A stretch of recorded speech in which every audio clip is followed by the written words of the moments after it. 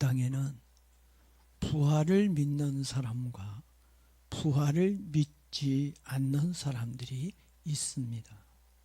여러분의 생각은 어떻습니까?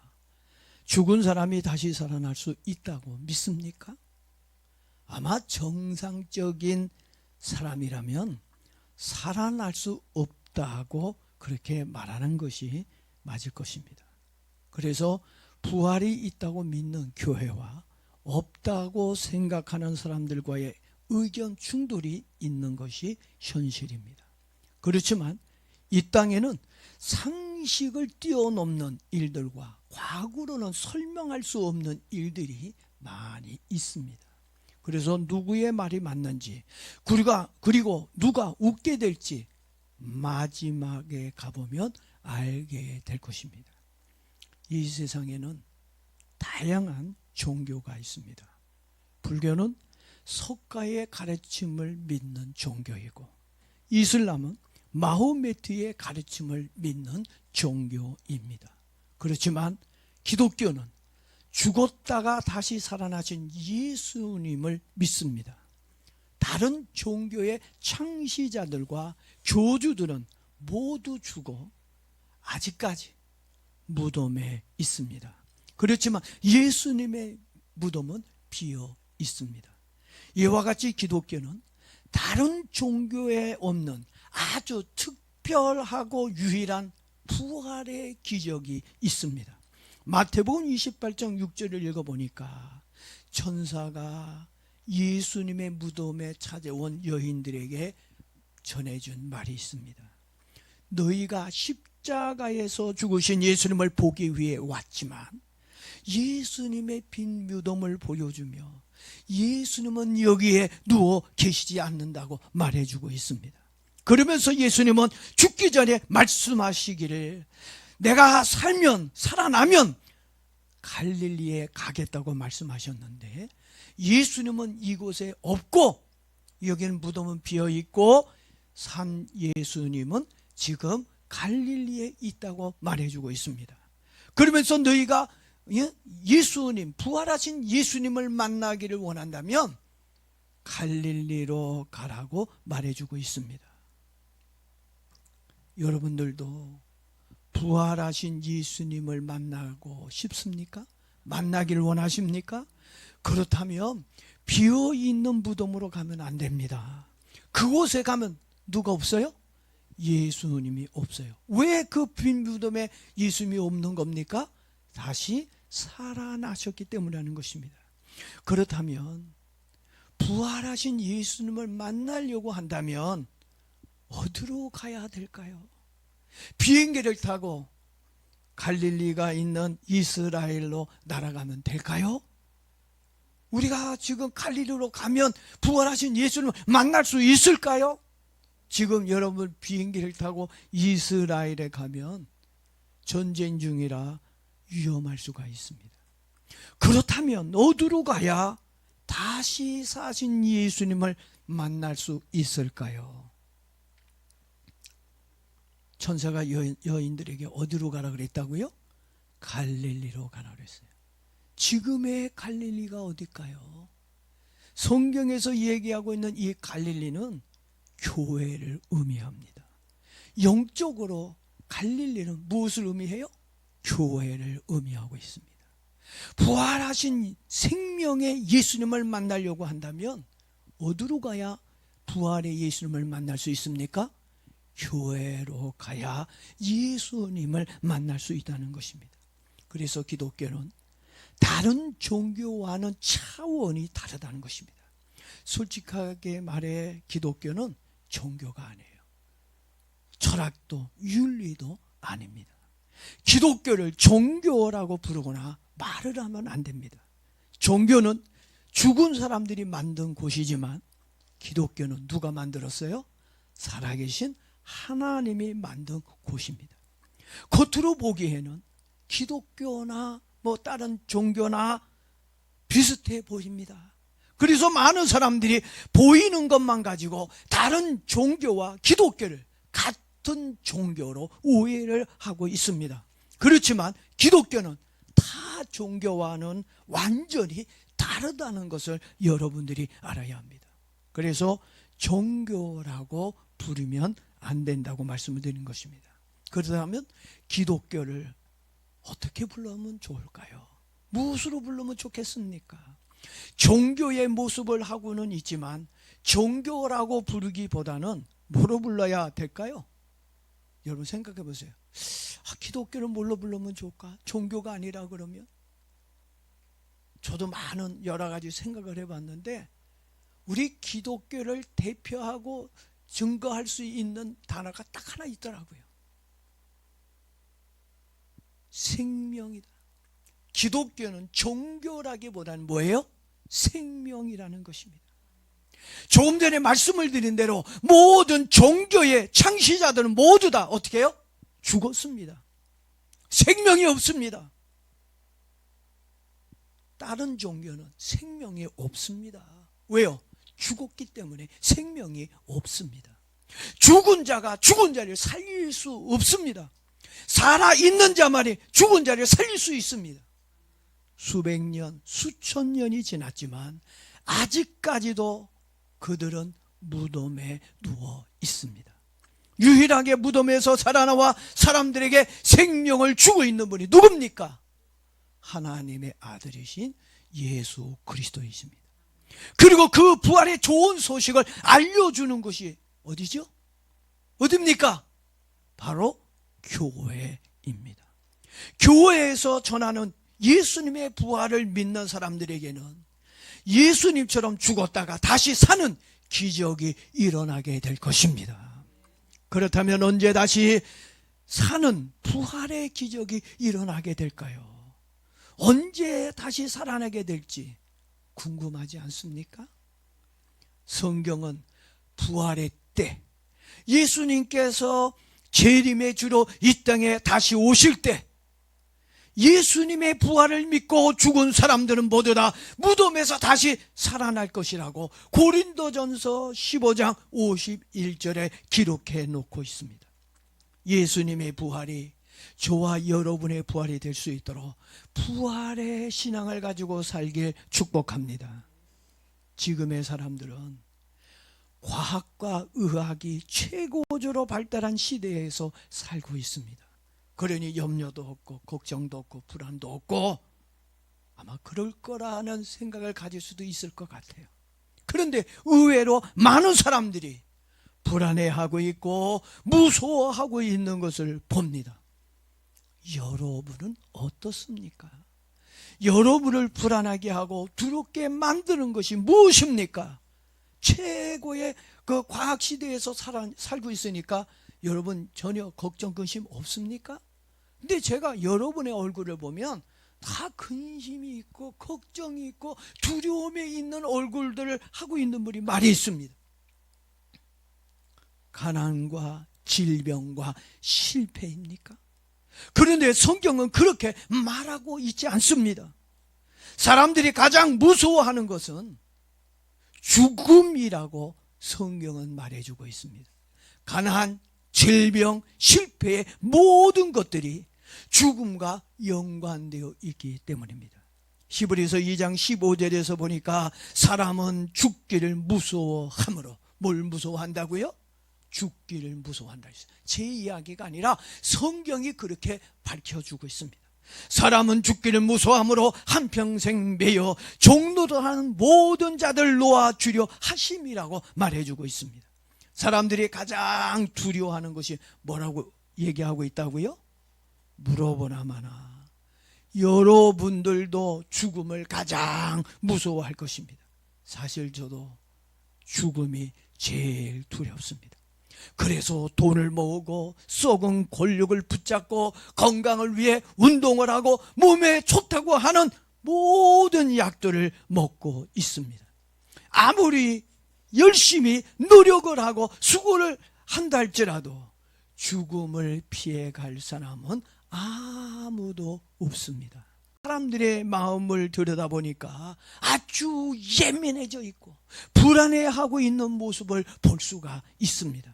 특히 방송에서는 매일같이 항상 안 좋고 불안한 소식들만 전해주고 있습니다. 전쟁의 공포와 경제의 위기와 질병에 관한 이야기들이 가득해 사람들은 웃고 있지만 속으로는 무서움에 떨고 있습니다. 이렇게 두려움과 죽음의 절망 속에서 떨고 있는 사람들에게 감사하게도 좋은 소식 하나가 있습니다. 그것은 예수님께서 죽었다가 다시 사셨다는 새 희망의 소식이었습니다.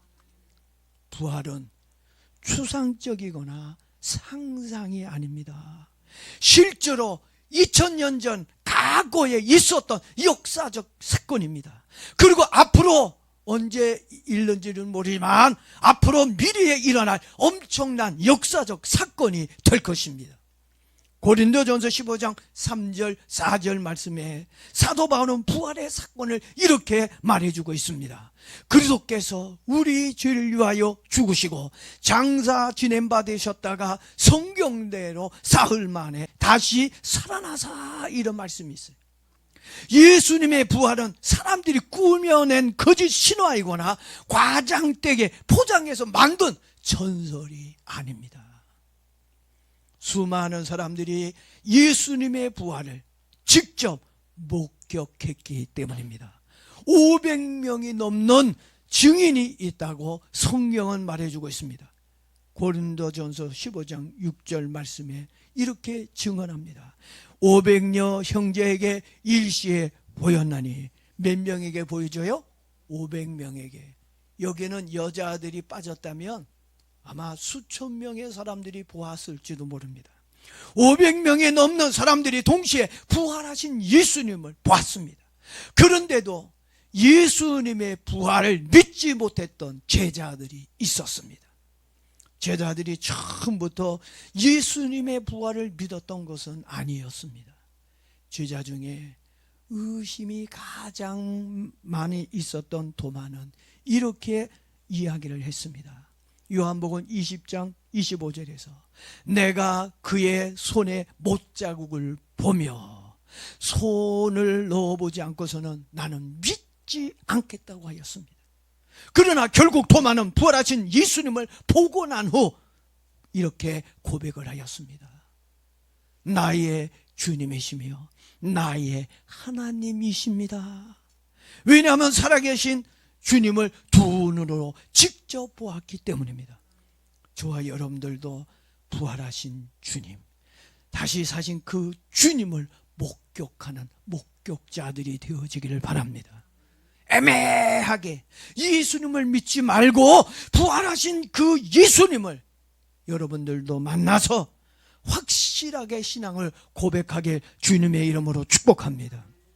예수님의 부활은 두려움에 떨고 있던 제자들과 사람들에게 절망에서 새 희망으로, 죽음에서 새 생명으로 바꾸어 주었습니다. 예수님이 십자가에서 죽었을 때 제자들은 모두 걸어마나 살려라 하고 도망을 쳤던 사람들이었습니다. 특히 베드로는 몇 번 예수님을 모른다고 부인했어요? 3번이나. 나는 저분 몰라, 모른다고 예수님을 부인했던 사람이었습니다. 또 다른 제자들은 어떻습니까? 문을 걸어 잠그고 못 찾겠다 깨꼬리 깨꼬리. 다들 뭐하고 있었어요? 머리카락 보일까 숨어 있었습니다. 그런 제자들에게 부활하신 예수님이 나타나자 우리 아이가 달라졌어요 한 것처럼 제자들이 다른 사람으로 바뀌어졌어요. 완전히 달라졌습니다. 두려워했던 제자들이 세상 앞에 당당하게 나아가 예수님은 살아계십니다, 예수님은 구원자십니다, 예수님만이 하나님의 아들이십니다, 당당하게 복음을 전파하게 되었습니다. 비겁했던 제자들과 사람들이 어떻게 변하게 되었을까요? 그것은 자기의 두 눈으로 부활하신 예수님을 직접 보았기 때문입니다. 사랑하는 성도 여러분, 부활은 단지 죽은 사람이 살아난 사건이 아닙니다. 절망 속에 있는 사람을 변화시켜주는 새 희망이 되었습니다. 이 새 희망의 능력이 여러분에게도 일어나기를 바랍니다. 어느 교회 집사님 이야기입니다. 잘 나가던 사업이 완전히 망했습니다. 빚이 수억이 되었고 가정도 무너질 위기에 빠졌습니다. 그 집사님이 얼마나 당황했는지 목사님에게 달려갔습니다. 그리고 목사님께 울면서 하소연을 합니다. 목사님, 저는 이제 완전히 죽었습니다. 그때 목사님이 안타깝게 말을 했습니다. 예수님도 무덤에 들어가셨습니다. 그러나 거기서 끝나지 않았습니다. 하나님은 죽은 자리에서 다시 살아나게 해 주셨습니다. 다시 살려주시는 하나님을 의지하고 기도하기 바랍니다.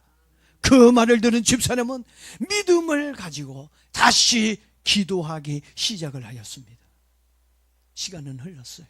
몇 년의 시간이 지났지만 하나님께서 그에게 기도하는 대로 길을 열어주셔서 다시 사업을 시작하게 해 주셨습니다. 그리고 주님의 은혜로 사업이 잘 되게 되었습니다. 그 집사님이 또 목사님이 찾아가서 고백을 합니다. 목사님, 내 인생의 실패는 무덤이 아니라 하나님이 일하시는 생명의 자리였습니다. 제 인생에도 부활이 왔습니다. 여러분, 이것이 부활의 능력인 줄 믿습니다. 부활은 2000년 전에 있었던 사건으로 끝난 것이 아닙니다. 지금도 하나님은 무너진 삶과 죽은 꿈과 그리고 절망의 인생을 다시 살려주시는 새 희망이 되는 겁니다. 우리는 그런 하나님을 믿고 있습니다.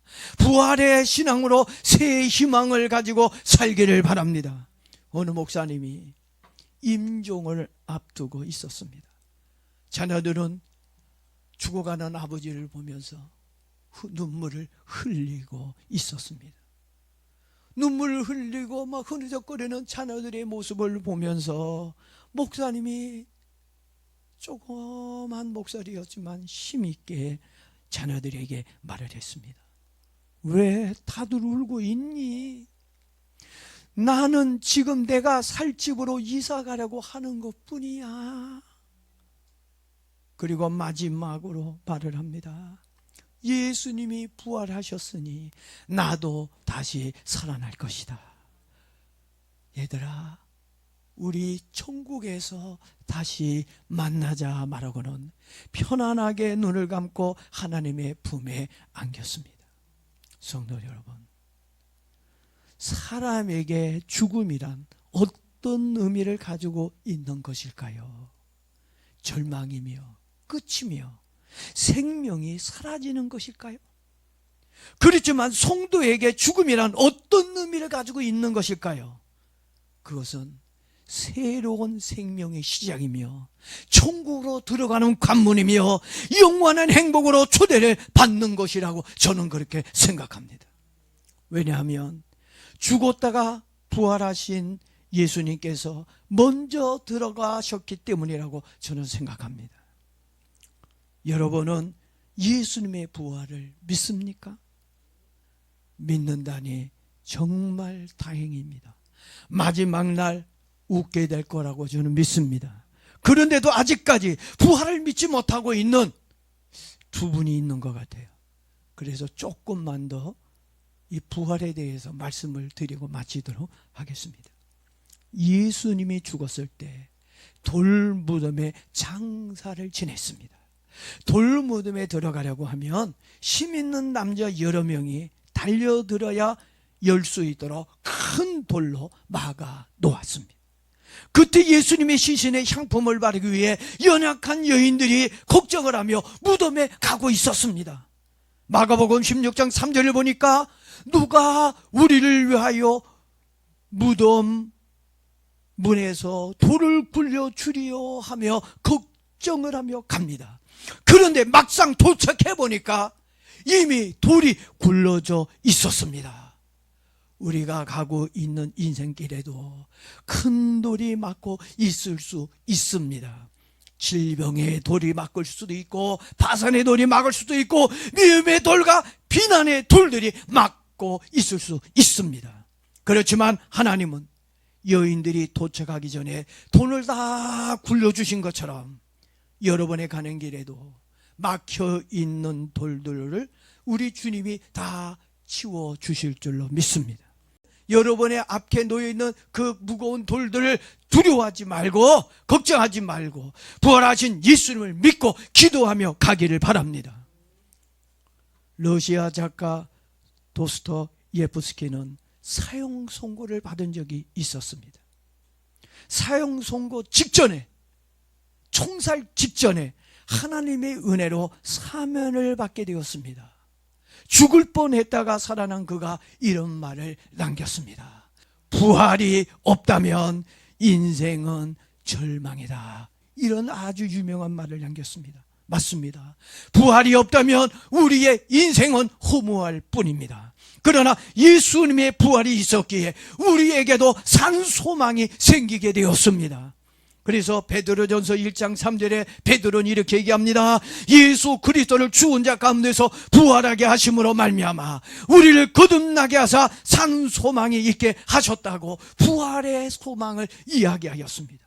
이 세상의 모든 지도자들에게 무덤이 있습니다. 정치 지도자들 또한 종교 지도자들 모두 무덤이 있습니다. 그렇지만 하나님의 아들이신 예수님의 무덤은 비어 있습니다. 천사가 말을 합니다. 마태복음 28장 6절에서 천사가 이렇게 얘기합니다. 그가 여기 계시지 않고 살아나셨느니라.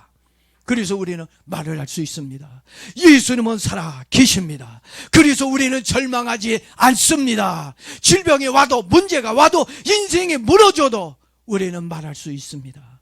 예수님이 다시 살아나셨습니다. 우리도 다시 살아날 것입니다. 그리고 예수님이 제자들에게 말씀을 하셨어요. 직접 예수님이 제자들에게 요한복음 11장 25절 26절에 말씀하셨습니다. 나는 부활이요 생명이니 나를 믿는 자는 죽어도 살겠고 무릇 살아서 나를 믿는 자는 영원히 죽지 아니하리. 이것을 네가 믿느냐? 주님 믿느냐고 물어보셨어요. 여러분들도 예수님의 부활과 여러분들이 부활할 것을 믿습니까? 아멘입니까? 예수님이 부활하신 것처럼 분명히 우리들도 부활할 것입니다. 언제 부활한다고요? 부활의 때, 예수님이 다시 오실 때, 그때 우리가 부활할 것입니다. 그래서 기독교는 종교를 넘어 새 희망이며 생명인 것입니다. 부활하신 예수님을 나의 생명으로 믿을 수 있어 기쁩니다. 예수 부활이 나의 부활이 되기까지 오직 부활 신앙으로 믿음을 지키며 사는 저와 여러분이 되길 주의 이름으로 축복합니다.